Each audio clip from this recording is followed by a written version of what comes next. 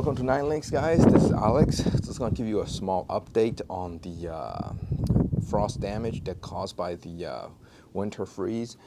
So far, just a small update on this herb garden. You can see lemon balm was pretty strong in terms of cold weather, but can't handle this kind of weather. So right now, it's temperature is peaking out. Today it's 31 degrees. Yesterday was down to 12 degrees, and the day before that was like around 12 as well. And then it has a little bit of snow too. As you can see, I don't know if you can see it, there's a rabbit right there. That rabbit been hiding in that spot for a long time now.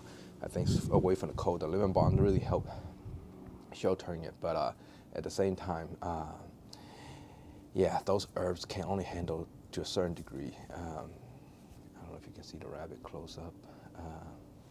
Yeah, it's there. It's moving in there. Oh, I think it's cold. It's moving around. But anyway, just gonna give you an update on some of the plants I have on the greenhouse and outside that I planted on the ground.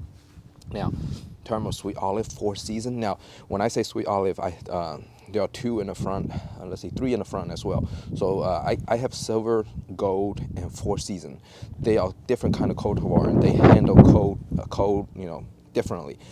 Some even perform better than the others, and then in terms of flowers, some perform also better than the others. So I planted quite a few of them, just test out. This one, during the cold freeze, you can see the leaves start having brown tips all around. So those are damaged by the cold weather. Most likely they will drop. During that 12 degree, I would say it handles it pretty well. Pretty sure it will recover when the weather gets warm. And keep in mind, in Texas, the weather is always the cold weather doesn't stay long. It's usually a couple days or, and then gone, and from there on out, slowly picking up. It's not like Kansas, where we can have negative 17 degrees for a whole entire week. Yeah, that's not going to be fun. All right, and that sweet olive is 4 season, and that one over there is the same.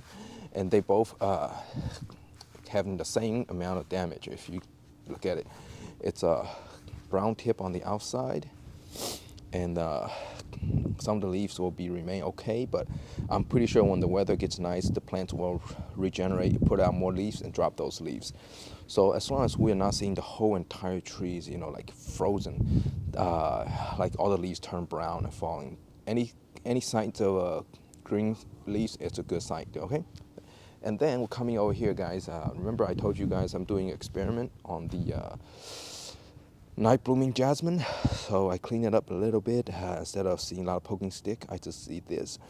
So initially I told you guys from one of the person growing this in Texas did say that night blooming jasmine will die all the way down to the ground, and then during the springtime it will regrow.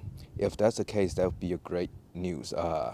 Basically, night blooming jasmine tend to grow really fast, and if in a tropical environment, it'll grow really big too. So if that's how they work in Texas, where it grows up and then in the wintertime it dies back down, that will save us a lot of work besides just pruning it off. Okay, so we still keep an eye on this one. It's still a gamble. Okay, now update for my greenhouse. All right, so I just moved the plant outside today. I did move it in for 2 days. It was just way too cold, and my greenhouse did not have a heating system in there.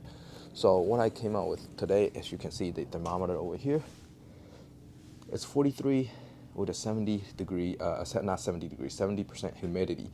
That means I also put the candles with a terracotta heater like this, the candle on the bottom, and heat it up. I put 3 of them around there, and the next week weather is supposed to be cold again, but not down to 12 degrees, down to 21 degrees. But with the candles, I will put 2 more terracotta, what they call terracotta heater in here.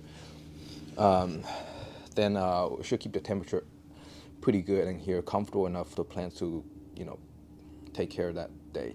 So what I see right now, if I don't have the candle, the difference temperature between the greenhouse and the outside is 6 degrees. So outside be 21, my greenhouse be 27. However, with the candle, there's another about 6 or 7 degree average. So right now outside is 31 degrees, 31, 32. So you add 12, 13 degrees to that, 44. So somehow, funny thing is the math, they do add up pretty good, and also keep the greenhouse closed. And like I say before, I thought about doing the wire drilling on the floor and then put the wire in there and put a heater in here. That would be a good case if I were in Kansas and have better insulation. But down here in Texas, the cold days is usually like a couple days, and really cold a couple days. I can move the plants inside the house, no problem, and then move it out. If not so cold days, like around 21 degrees or so, I can use this candles in there. That's fine. It's more energy efficient, and also I don't have to drag a wire and dig a ground and stuff like that. It's just I want things to be standalone, okay? Maybe not for all of you guys, but for me it is. Anyway, that's a small update. I'll see you next time, okay? Take care.